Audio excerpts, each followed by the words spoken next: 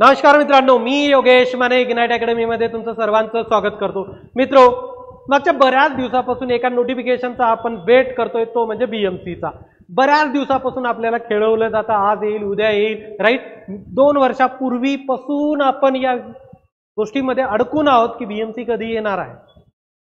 या अगोदरची जी आली होती ती जवळपास 2018ला आलेली होती आणि सध्याचे बीएमसीचे इलेक्शन सुद्धा पेंडिंग आहे. बऱ्याच वेळेस सरकार इलेक्शनच्या अगोदर वॅकन्सीज आणण्याचा प्रयत्न करते, मग अशा ठिकाणी वेळ जास्त विचार होत नाही की किती कालावधी लागतोय, 2 ॲडव्हर्टाइजमेंटमध्ये किती गॅप आहे, राईट. बऱ्याच दिवसापासून यांची सर्व काही प्रोसिजर सुद्धा तयार आहे, फक्त वेट आहे की नोटिफिकेशन येण्याचा. आता कुठं एक खिडकी ओपन दिसते की तिथून आपल्याला कळतंय की आता बीएमसीची ॲडव्हर्टाइजमेंट येणार आहे. तर मग किती दिवसात येण्याचे चान्सेस आहे, तर पुढच्या 1 महिन्यामध्ये म्हणजे 10 जुलैपर्यंत येण्याची चान्सेस दिसत आहेत. ओके. जे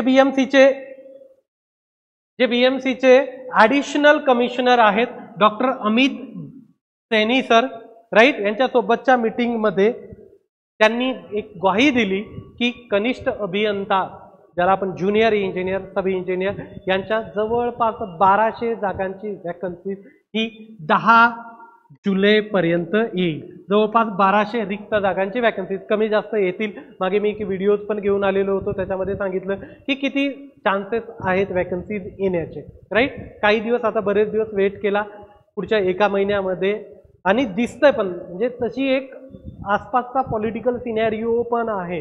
जे रुलिंग पार्टीला आपल्याला या लोकसभेच्या इलेक्शनमध्ये काय झालं हे आपल्याला माहिती आहे सर्वांना, राईट, स्पेसिफिकली महाराष्ट्रामध्ये. त्यामुळे कधी कधी पॉलिटिकल कंपल्शन्स पण बनतात की तुम्हाला या रिक्रुटमेंट काढाव्याच लागतात. त्यामुळे ज्या ज्या अडलेल्या रिक्रुटमेंट आहे, विधानसभेची आचारसंहिता लागण्याच्या अगोदर येण्याचे चान्सेस आहे, त्यात मला असं वाटतं की बीएमसी सर्वात पहिले येईल, राईट. कारण बीएमसीच्या बऱ्याचशा गोष्टी तयार आहेत, त्यामुळे अभ्यासाला लागा.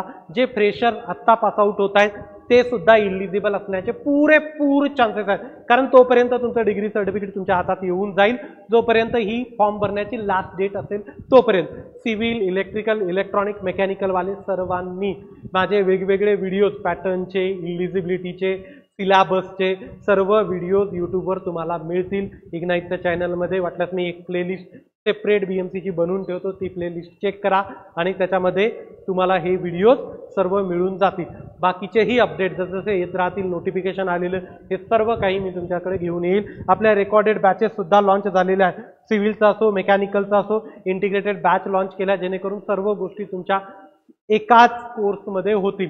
मग ते सिव्हिलवाल्यांसाठी PWD असो, WCD असो, WRD असो, राईट, सर्व काही झडपी वगैरे, बीएमसी, हे सर्व तुमचं एकाच याच्यामध्ये होणार आहे. मेकॅनिकलवाल्यांसाठी AME आहे. बऱ्याच लोकांची रिक्वेस्ट होती की सर बीएमसी आणि AMEचा कंबाईन कोर्स आम्हाला द्या.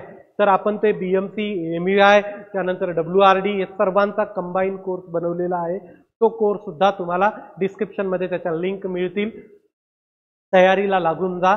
कारण आता कसं आहे की विधानसभेची आचारसंहिता लागणार आहे आणि आता एवढं सोपं नाही आहे. वातावरण थोडंसं बदललेलं आहे, तुम्हाला सर्वांना त्या गोष्टीची जाणीव आहे. त्यामुळे या वातावरणाला व्यवस्थित हँडल करण्यासाठी गव्हर्नमेंटला सुद्धा रिक्रुटमेंट घेऊन येणं लगभग मॅन्डेटरी असल्यासारखं आहे. त्यामुळे तुम्ही तुमच्या तयारीला लागा. फायनल इयर पासआउट झालेले सुद्धा तोपर्यंत तुमचे रिझल्ट येऊन जातील. त्यामुळे तयारी करायला सुरुवात करा. हे रेकॉर्डेड बॅचेस आहेत, येणारे अपडेट्स मी त्याच्यामध्ये घेऊन येत जाईल. तुमचे डाऊट क्लिअरिंगसाठी मी रेग्युलरली याच्या पुढे तुम्हाला ऑनलाईन सेशन्समध्ये आपल्या अवेलेबल असणार आहे. काही डाऊट्स असतील तर योगेश माने इग्नाइट हा माझा टेलिग्रामचा ID आहे, त्याच्यावर तुम्ही मेसेज करू शकता. ओके. तुम्हाला मी कॉन्टॅक्ट नंबर सुद्धा तिथं अवेलेबल करून देईल, जेणेकरून आपण डिस्कस पण करू शकतो. तर मी इथं थांबतो. Thank you so much guys for listening me. Thank you so much.